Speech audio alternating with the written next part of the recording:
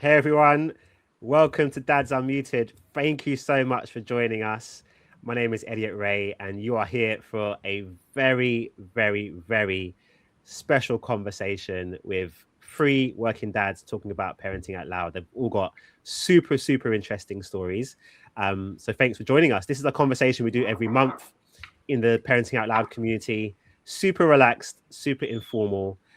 A talk about the ups and downs of being a working dad and navigating what it's like with flexibility and parental leave and just the balance. So yeah, grab yourselves a cup of tea, make yourselves comfortable. I am joining here from my daughter's room. As you can see, I have a variety of props around me. Tuesdays is nursery day for my youngest, so I can't go downstairs where I normally am because there'll be chaos. So I camp out every Tuesday in my daughter's room. And I love it here. It's my little second office until she comes home and kicks me out, of course. So yeah, Elliot Ray, founder of Parenting Out Loud. And I'm super excited before we get into the conversation to talk to you about some of the things that we have coming up over the next couple of months. You may have seen on social media, on LinkedIn, Instagram, on our newsletter, we have a very exciting 2 months coming up. We have the launch of Equal Parenting Week, which is going to be a nationwide awareness and action campaign all around how we de-gender caring responsibilities, how we create equitable workplaces and homes to support both parents to thrive in the workplace and at home too. So we have the week starting on Monday, the 27th of April. It's going to be kicking off with a launch event at Deloitte, kindly hosted by Deloitte. We have a whole week of Parenting Out Loud web webinars. We have LinkedIn involved. We've got NCT involved. We're going to be talking about parental leave, flexible working, the mental load, all that good stuff. So you can join, you can get involved. We have challenges for parents.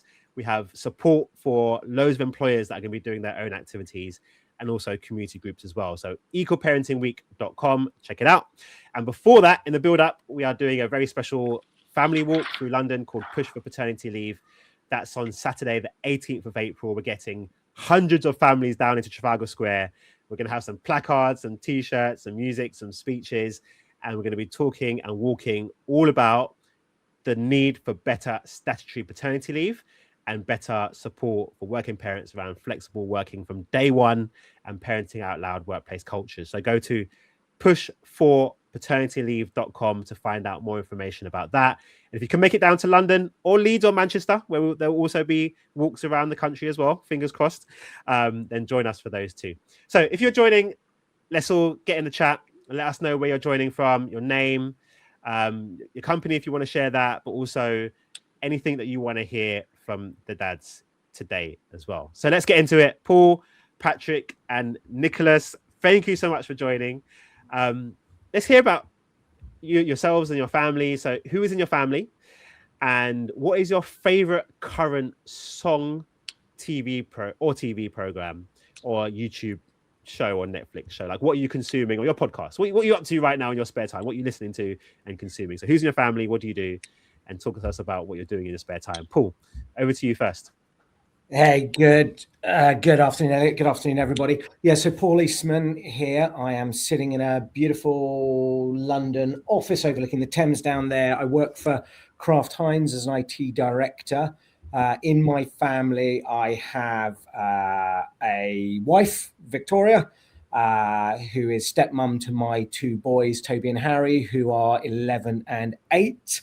And are amazing. What are we doing? We're just back from a ski holiday and we've just consumed rapidly all of the Night of the Seven Kingdoms new Game of Thrones spin-off series, which I recommend to everybody. Amazing. What channel is that on? I know there's a million different. Oh, it's an HBO one on Now TV, I think. Okay, cool. I have Now TV. That's a good start. Thank you, Paul. Patrick, over to you. Hey guys, Patrick Penny-Annang, Service Improvement and Involvement Manager at Islington Council, which means nothing to most people, but it's within social housing and improvement services for residents. So that's what I do on a day-to-day. And family, wife Ellie and 2 kids, Celeste, who's coming to 18 months, and Ruben, who's the older one, who's he's 3 going to 4, of course. And you know what, we've been he's just been on the Monsters Inc. thing at the moment. So we've just been listening to the soundtrack, believe it or not, of Monsters Inc. on a daily basis. That's part of the routine. And sometimes you put a bit of Cars in there as well, actually, a bit of the Cars soundtrack, which is actually not too shabby. So that's where I'm at the moment. But yeah, that's what the content the kids are listening to at the moment. So is that in your Spotify Wrapped at the end of the year? You just got loads of Monsters Inc. I was so proud. Last year, I was like, "Yep, I'm not one of those parents." So it's been this year, 100%. It's gonna be Monsters Inc. and all the Randy Newman classics. But yeah, that's me. Lovely. Thanks, Patrick. Nicholas, over to you. Yeah, hi. So I'm Nick. I'm a scientist. I work for the Pirbright Institute on viruses and controlling disease in animals. I have a partner, Alice, and a boy, Leo, who is 7, full of beans, full of energy, who is currently learning the guitar and has been learning the guitar for the past 5 weeks, which means that we are listening to Seven Nation Army on a daily basis, multiple times. So that's pretty much stuck in my head. And that's probably the top of my Spotify playlist right now. Together with a week of holiday spent doing a lot of activities outdoor, because this is what we love: mountain biking, climbing, anything in the water, but also watching a lot of Ninjago on Netflix. So probably, my 2 most watched and listened to are Ninjago and Seven Nation Army. And it's amazing how kids can just watch the same thing over and over again. And I remember being a kid and watching Teenage Mutant Ninja Turtles and He-Man episodes on repeat and 100%. Seeing them as new the first time, even though I'd seen an episode 100 times before. It's incredible. So let's get into the conversation. So first of all, thank you guys for joining. You sent over some bios, which I thought were super interesting. And I've kind of gone through and highlighted certain bits out there that I think are just really poignant and really interesting to talk about. So Paul, you've spoken about, parenting out loud has always been your approach. You've always been loud and proud about being a dad. And you said that you had some unsolicited positive feedback about it, which is really good. It's really good to hear about. So talk to us about some of the feedback that you've had from parenting out loud at work. Yeah. So, I'm sort of relatively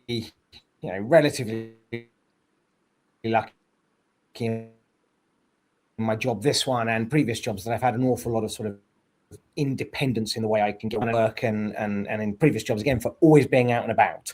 I've got the reputation for, if there's a meeting, I'm always the one walking somewhere, cycling somewhere, in a shop or whatever else.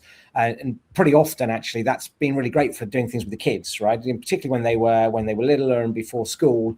You need to take your kids for a walk. You need to take them for some fresh air. And so I've always sort of included them into those sort of things, right? I've never really worked out why I can't be on a meeting thinking and talking while cycling with the little one in the back on the bike and things.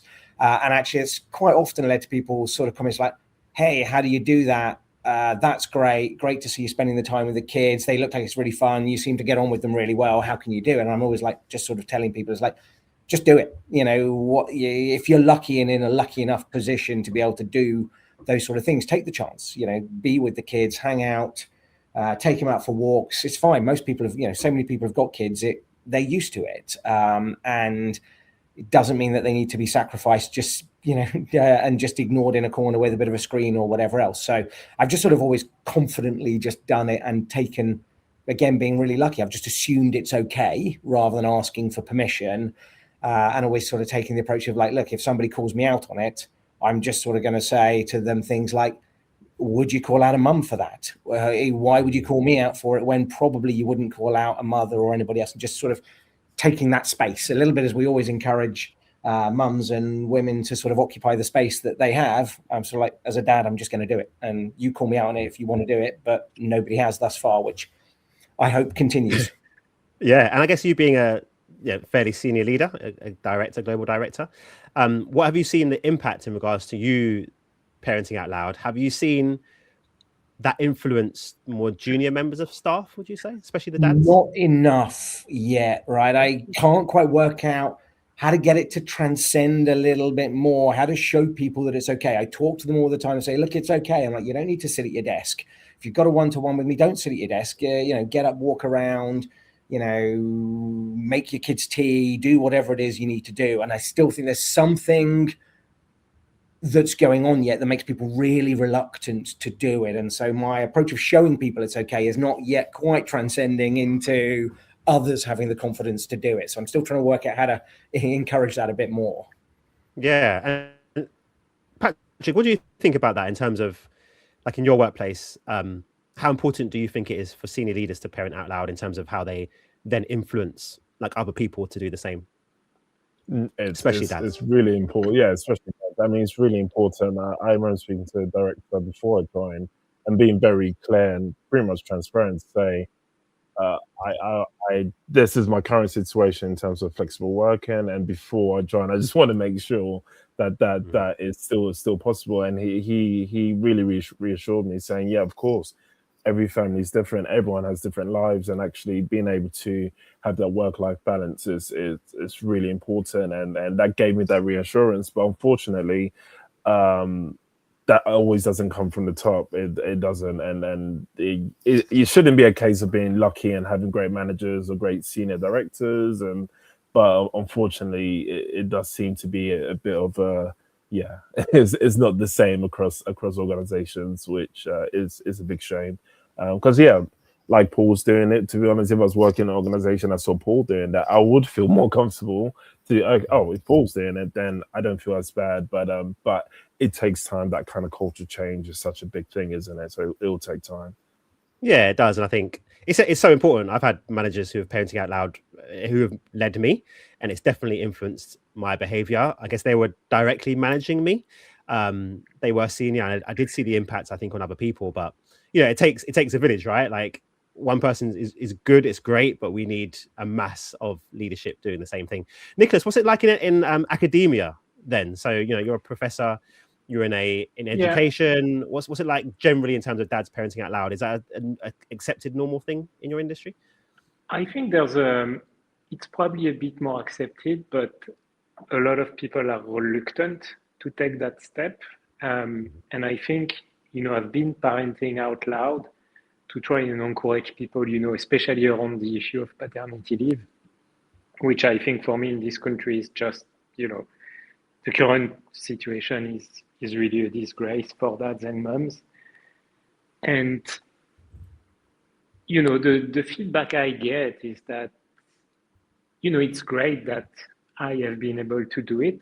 And I have other dads that are not jealous, but, that are kind of looking into the time I took, the unpaid leave of absence that I took to look after my boy.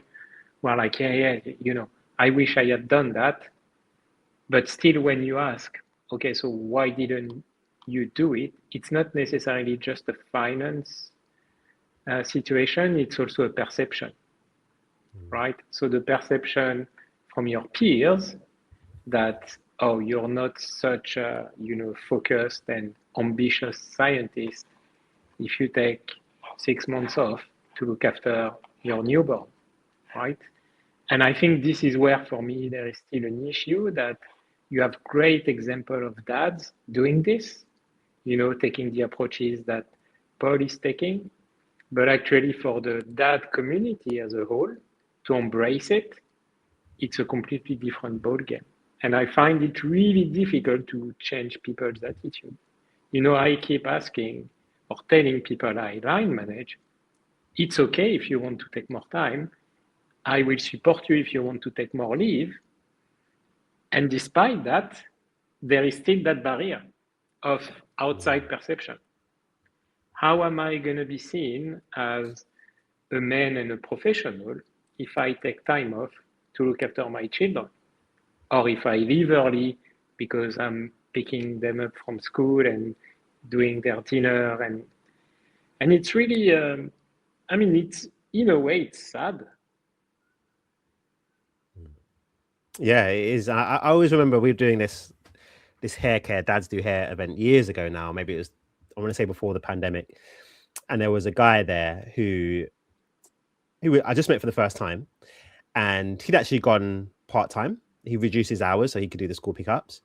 And he told myself and he told the group, but he said that he was too nervous to tell his friendship group. He hadn't like come out to his friendship group and told them that he was working part-time because he was like scared about how they were going to perceive him.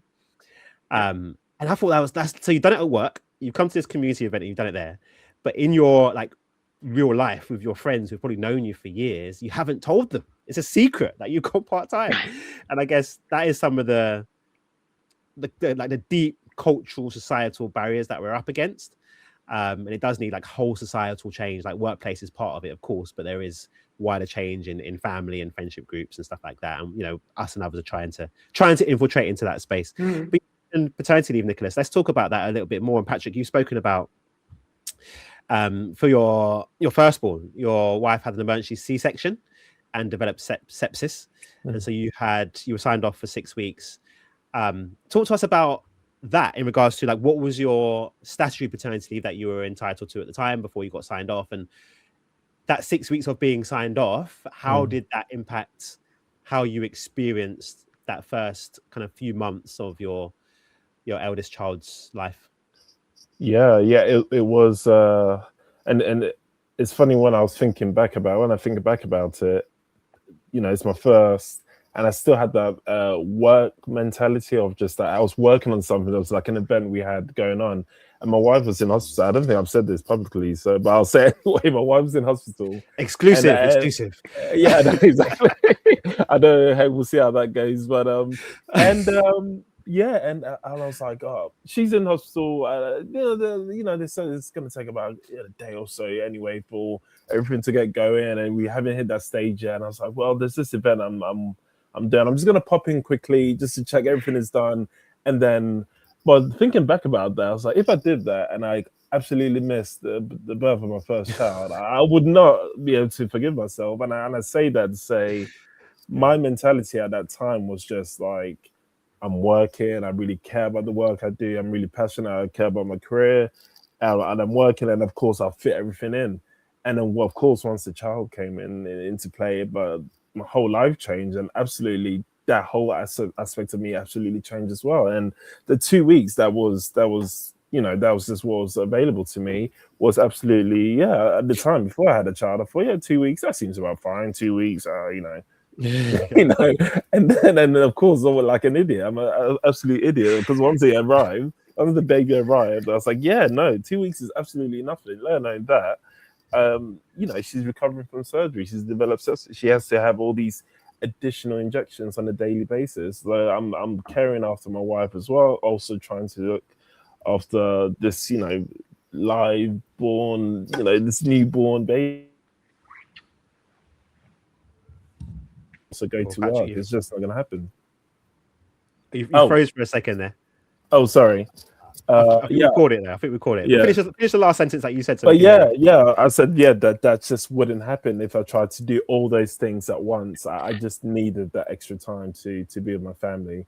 I'm really glad that I was honest with myself and went to the GP just to say, actually, I'm really stressed and I need that extra time. I need that extra time with my family. Yeah, and I think it's a big conversation. What I've kind of gathered over speaking to dads and my own experience is that a lot of men are very unprepared for what fatherhood is going to be. I think in general, women will have conversations from a much younger age around motherhood, around just relationships, marriage more generally, and stuff like that. Like what kind of mum they want to be. They have a vision for their family. Whereas I think for a lot of boys, a lot of men, we don't have those conversations with each other, and no one necessarily is proactive in having those conversations with us. And so we don't understand that we're going to need some time. We're going to need to adapt to this massive life change. And I think what you were describing there in regards to like still prioritizing work, I think that's quite normal from what I hear from a lot of dads. They're still in this, I'll just do work. And then fatherhood comes and it's a massive shock. And it's like, oh my gosh, no one told me the emotions I was going to feel and the fact that my testosterone might drop and, all these feelings emotionally, mentally I'm going to feel. I was unprepared for them. I think, there is so much work to do to speak to boys and, young men expectant fathers about that change that's going to happen to them. Paul, what about your experience of parental leave? Did you have any? What was it like for your 2 kids? Talk to us about your experience. Yeah, I guess my experience was pretty traditional, 2 weeks of paternity leave in both instances was pretty much all I took. A few reasons for it, right? One was I was very much the primary breadwinner. The company that I was working for at the time was great, but didn't have great paternity policies, excellent maternity policies, like, a full year, fully paid, blah, blah, blah, sort of fantastic. Paternity was your classic, this is what the state says, a little bit more, full pay for 2 weeks rather than, or whatever it is. But that was about it.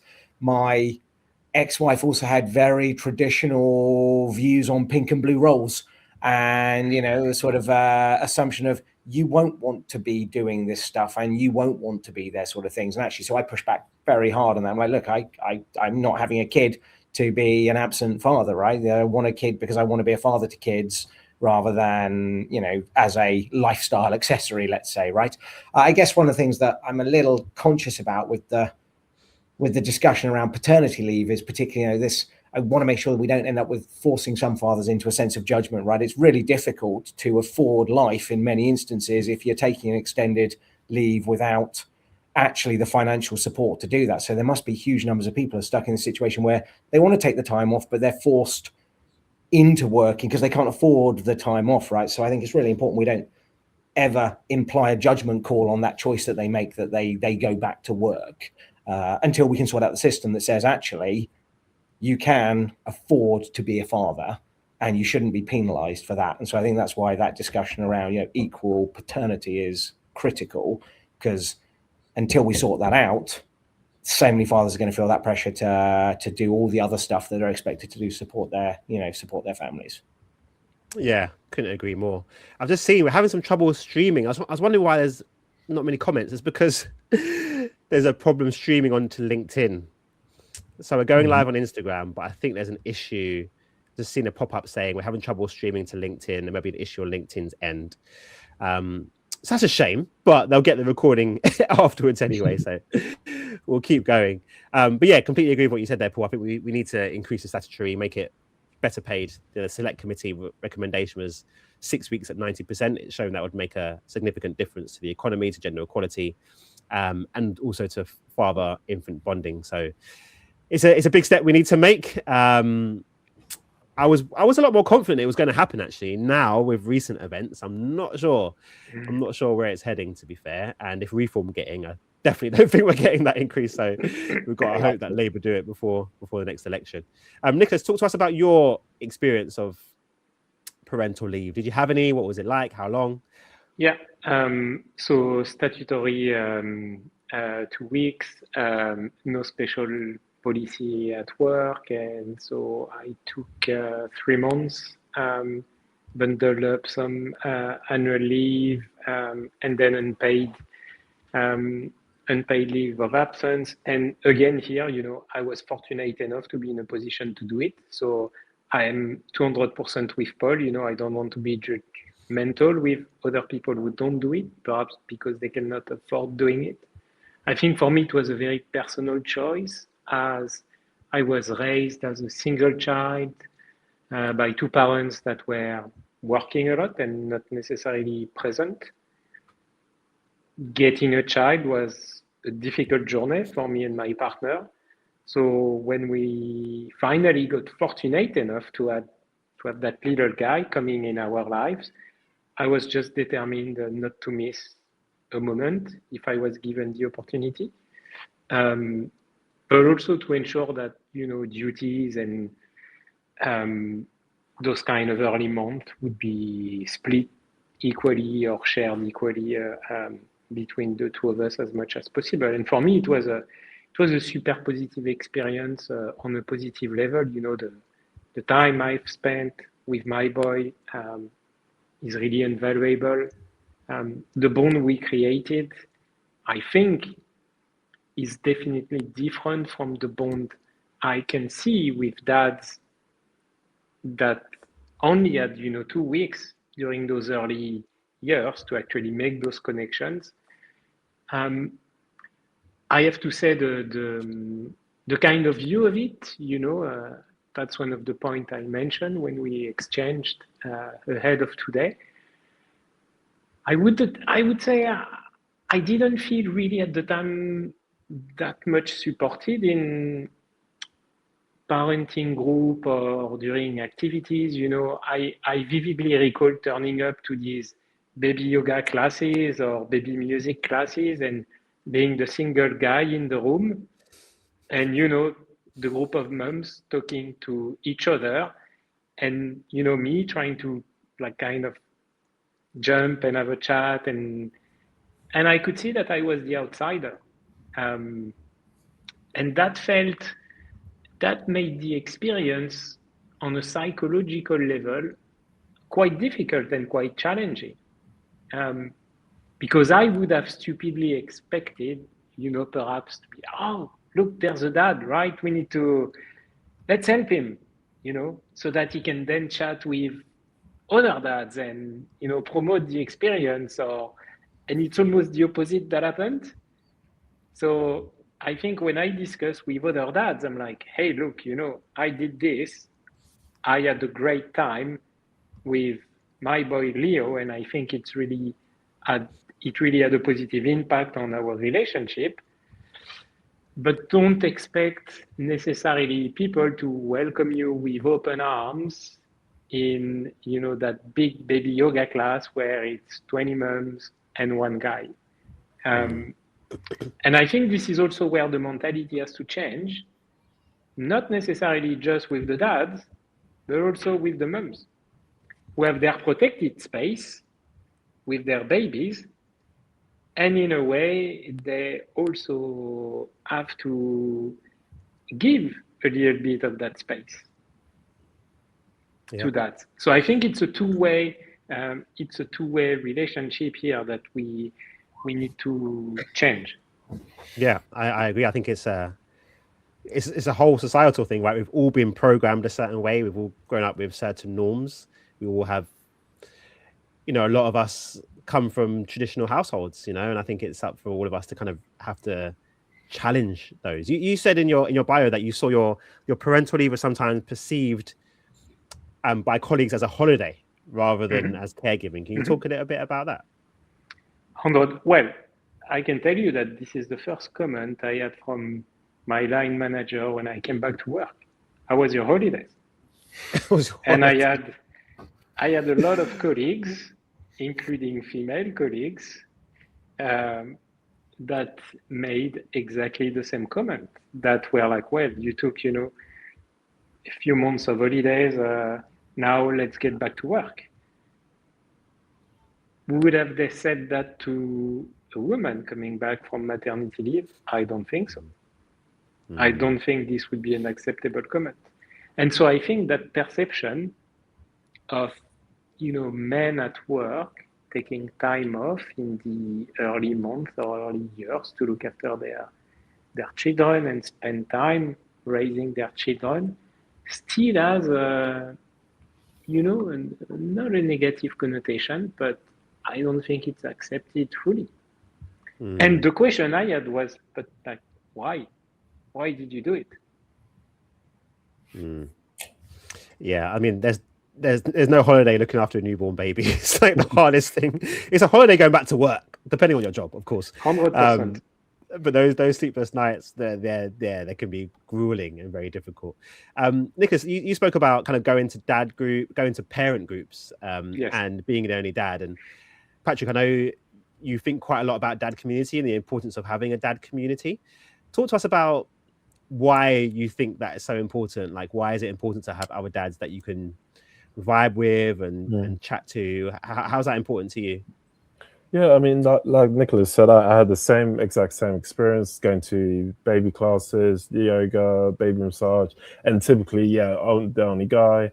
And I was desperate really to find that community of dads, because I could see the kids. So I knew the dads somewhere in the community. I knew them somewhere, but I just didn't have that connection with them. And even, sometimes you're in a playground, you may have a quick chat with someone, but that last thing of, oh, let's catch up another time, let's do this another time, get your number. It nearly feels like you I don't know, you're putting yourself out. It feels like you're dating, to be honest. It feels like you're asking someone, oh, let's go for, you know, a coffee some other time with the kids, of course. But yeah, it's that extra element. So for me, finding that community was really important. I'm part of like a men's group called the Mandem, where we already have a lot of dads in there, so that kind of that added a element. But I really wanted to kind of look further, and that's where I'm kind of at the moment, where I'm looking at can I do a dad walk in the community. So I've got funding for that, and I'm going to start that in March,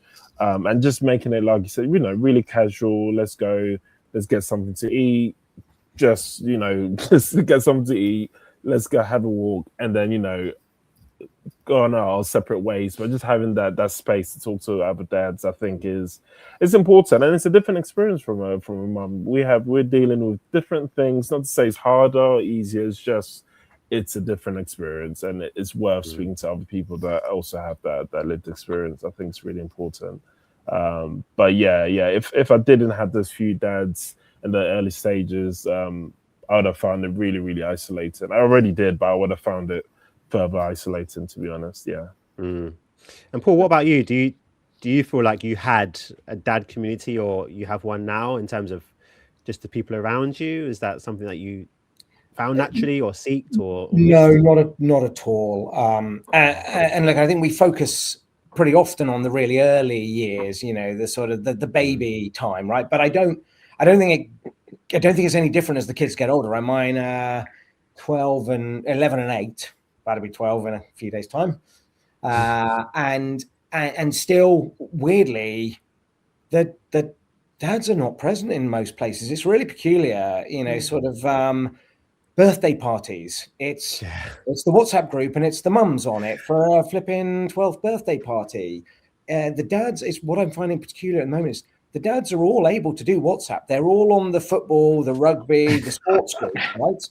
They're all able to be there. And for some reason, when it comes to the kids stuff, the dads aren't there. And I'm like, what's going on here? Why are you, what is it about society that means that this stuff is expected to be mum's job? And so you go to the parent and you're constantly excluded and you're on the sideline. And I sort of like, it's, A, dads, why you're not there? And B, and I think a little bit back to what Nicola said is, and it's not quite clear. It's like, I don't want to push the mums out of the spaces, but the mums need to let the dads into the spaces a little bit as well and go, actually, it's a parent space, not a mum space. It's not a, you know, so I'm lacking that community, right? And it's difficult in our situation with divorce, separated family and whatever else, but it's very difficult to find those conversations. Now, I'm incredibly lucky. I have a wonderful group of uni mates who have all got kids, and we're proper grown-ups, and we get together a few times a year and we have proper conversations. And it's not just, you know, it's not just sport, although there's plenty of that, but it's, you know, proper chat and how you're doing and proper conversations about life and relationships and,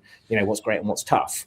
But I feel really lucky to have that. And if I didn't have that, I don't know where I'd go for the, you know, the father support.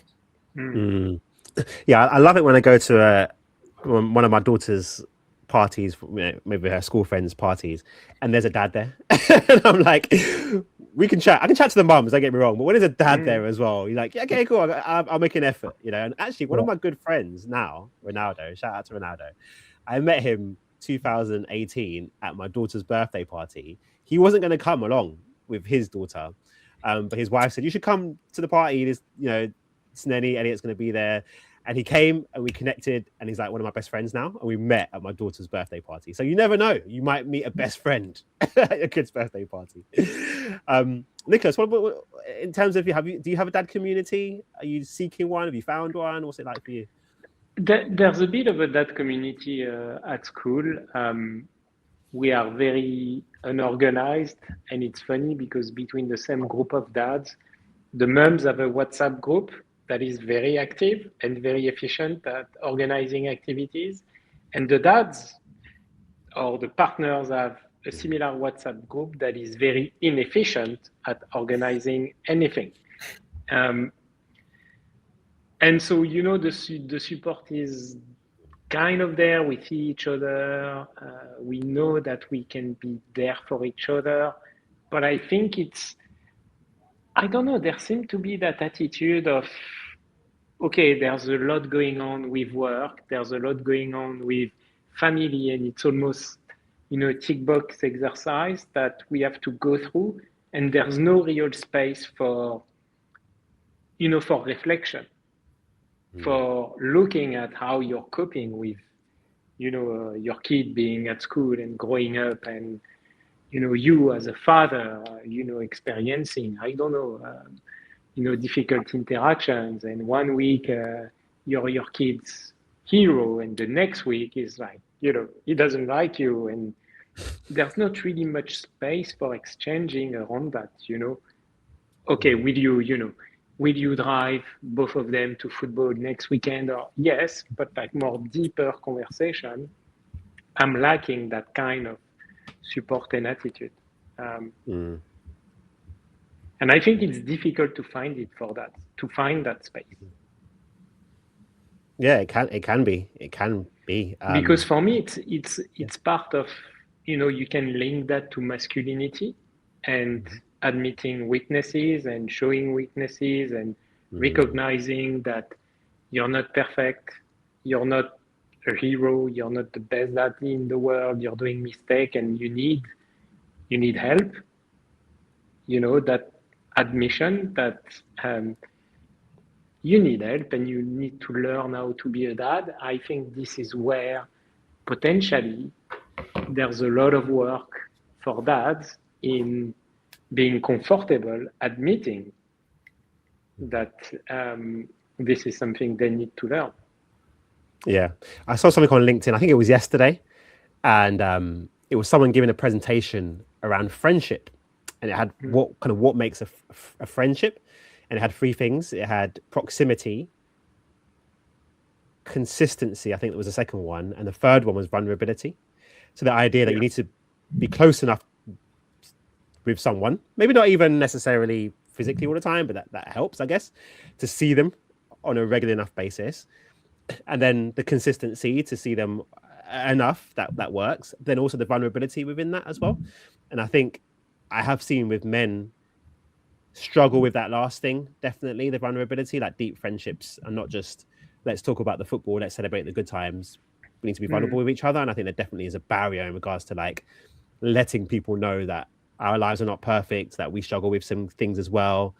I think the more we can do to like challenge ourselves to break that down for ourselves, I think we can connect. And I think, Patrick, as you were saying, you meet a guy asking for his phone number and then texting him might feel a bit foreign. But I guess that's the way you make friends, right? You meet someone, can I get your number? Why don't we keep in touch? Exactly. You message them a week later, let's meet up, right? And I think that's how it works.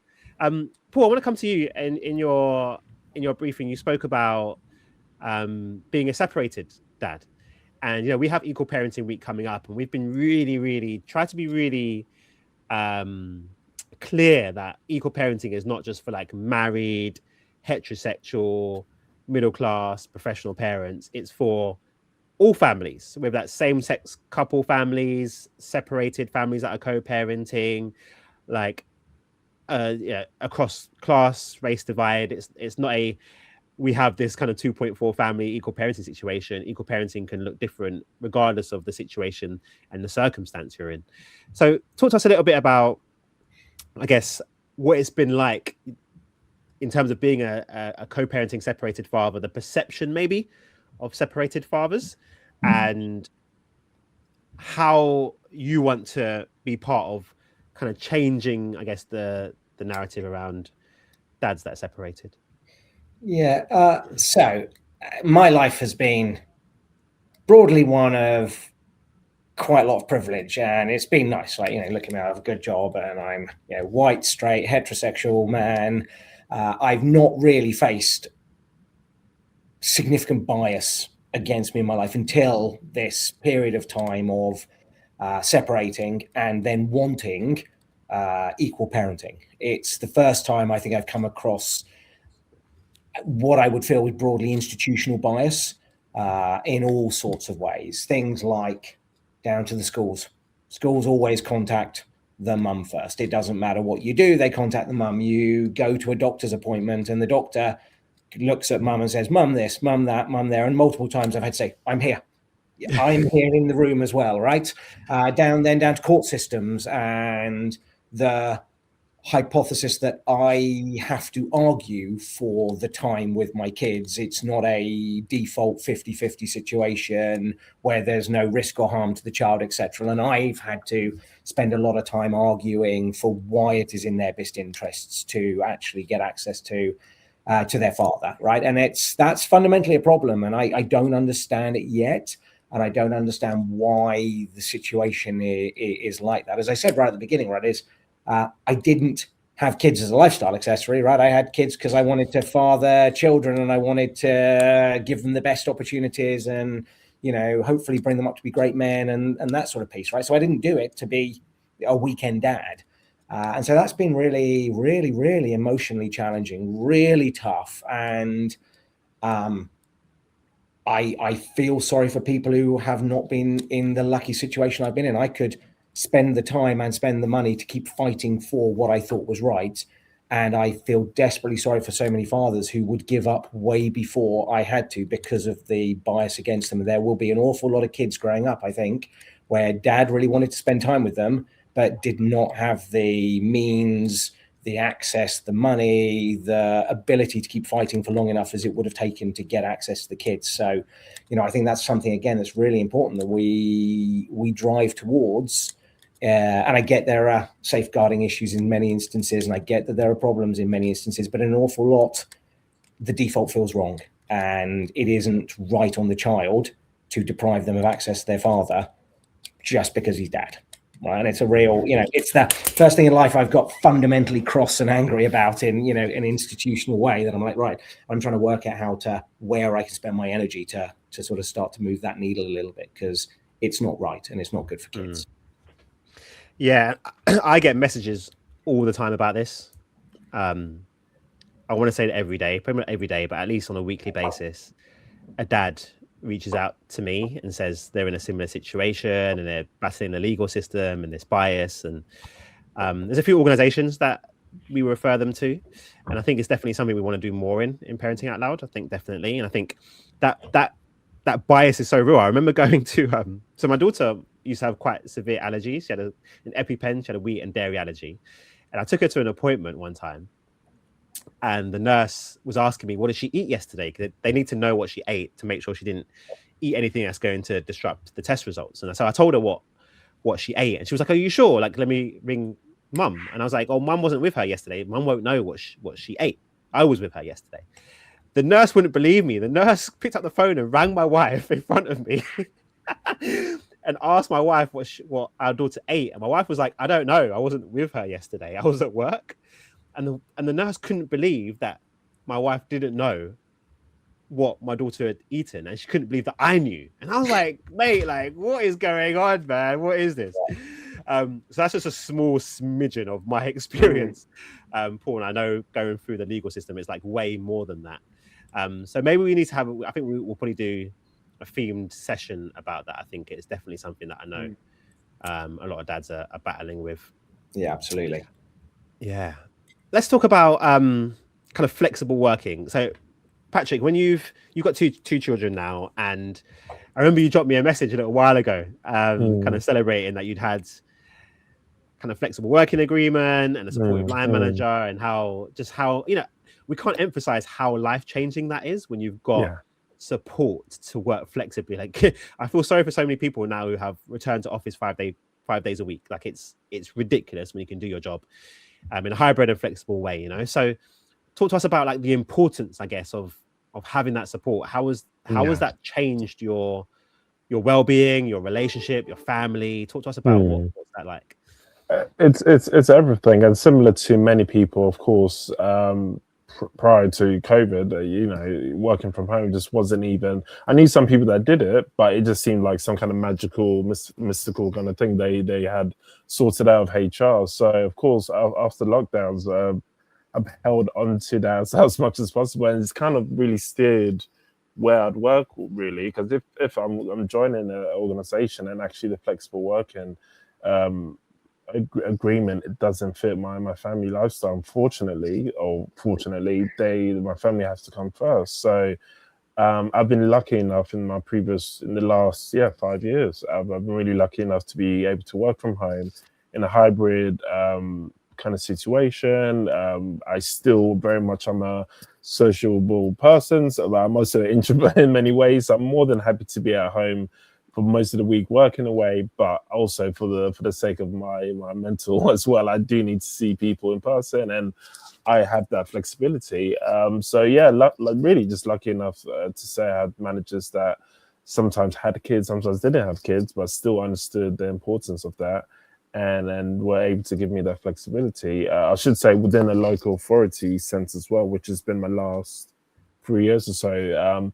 There are really good managers, but it's also good ways that you are able to work from home, especially if you're in a strategic role.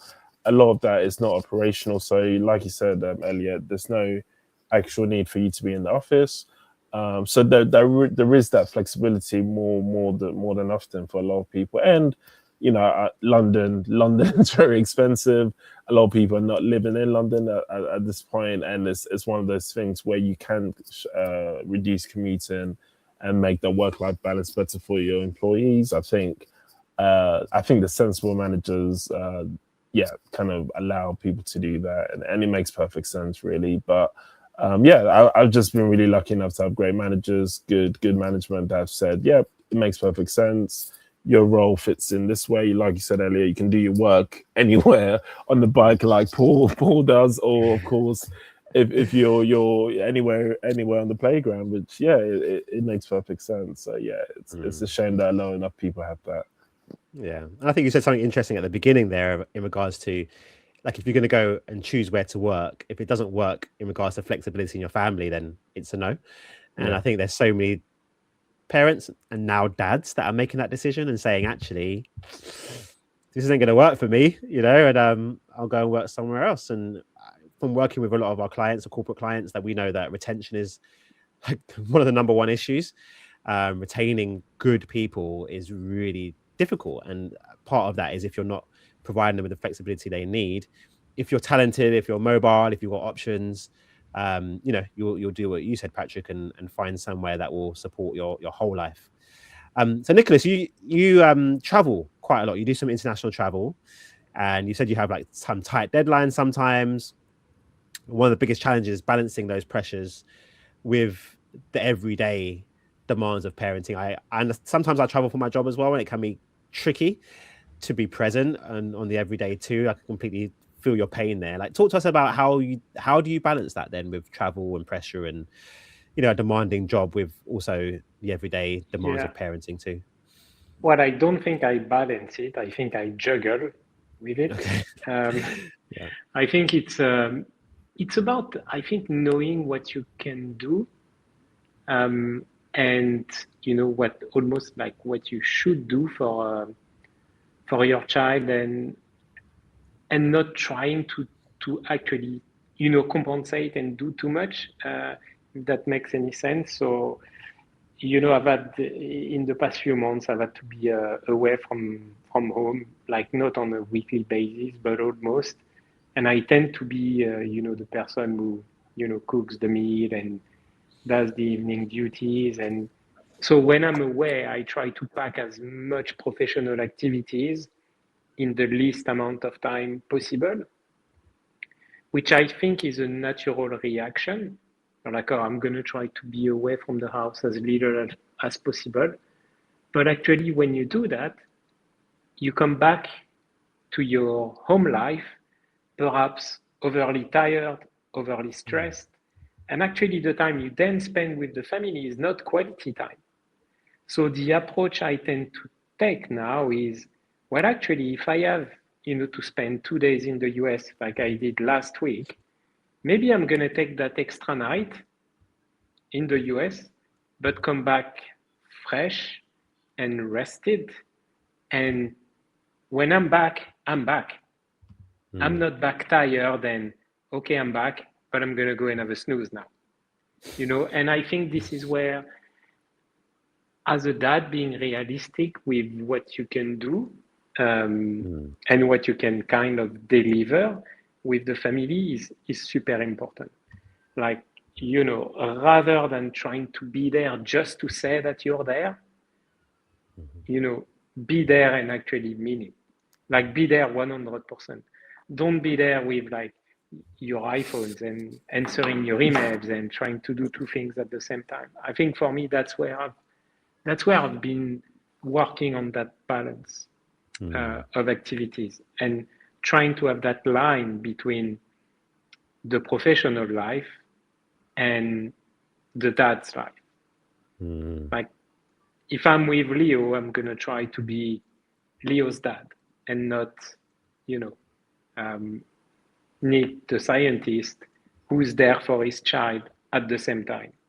If that makes any sense. Yeah, I feel seen here because this is something I need to work on this definitely, and I think especially in the age of always being accessible, having a mobile phone, social media, emails, it's so easy to merge those two. And of course, there's sometimes that we just need to do it, of course, but we don't want to make that a habit. We don't want to make that the norm. I think being present at work and being present with your kids is so important. And I think it's one of the challenges of modern parenting that maybe we didn't have 40, 50 years ago before these things came along. Okay, we're going to wrap it up soon, but what I want to do is give you all the opportunity to, say your final words to the dads listening. What are your reflections from today? What do you want to leave the audience with as well? It's such a shame this hasn't been streamed live on LinkedIn, but we're going to put the recording live there and we'll take clips from each of you and share them with you as well. But this has been really good. I've actually really, really enjoyed it. It's been so good. It's feel like a chat with mates. So it's been really good. And thank you for your honesty. So yeah, just final words. Nothing, no pressure to say anything profound, but just what are your reflections on today, and what do you want to kind of like leave the audience with? So I'll start with you, Paul. What do you think? Yeah, actually, I think to replay some of your words, Elliot, look, it's really good to see everybody else and feel seen with others having similar sort of experiences, right? It's great. I guess one of my reflections, I was just listening to Nicholas talking there, is like, we're trying really hard, but I think it's really important we also forgive ourselves a little bit, right? You can't be perfect. Don't expect to be perfect.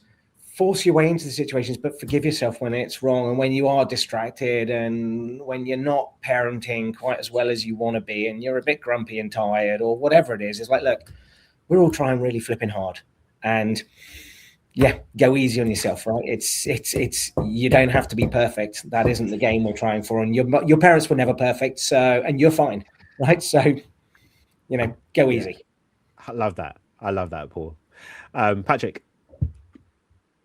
Yeah, I love that as well. I definitely, and thanks everyone in terms of all your experiences, especially from Nicholas, because that's something I'm working on at the moment, failing a little bit, but I'm also working on. So thank you for the encouragement.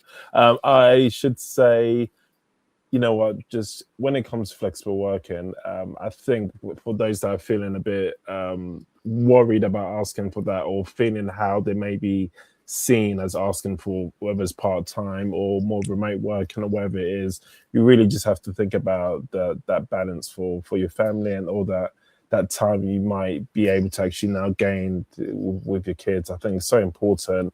And if it's just a case of what other people may think of you, sod it, really, just go for it. And then the benefits you gain from it is you can't compare really to what other perceptions of or you're not a good enough worker, or you're not serious about your career.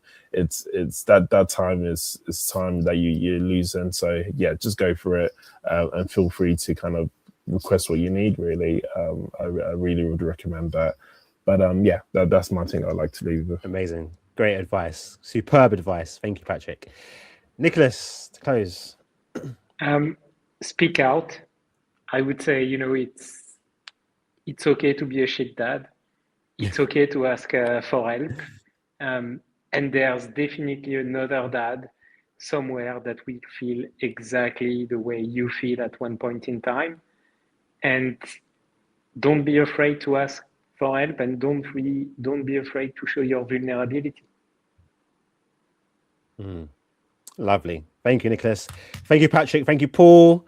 Fantastic openness there, vulnerability, honesty, and some amazing closing words. So we've we've touched on a lot of stuff, a lot of different topics today, and it's been a pleasure. I love having these conversations. And yeah, it's made by you guys joining and being so honest and putting your time and effort in your busy jobs to join us in the Parenting Out Loud community. So thank you so much. And we're going to end the stream there. Stay on so we can have a chat before we close. But bye, everyone. If you're watching this on replay, thank you so much for joining us. Bye. Take care. Thanks. We'll see you soon.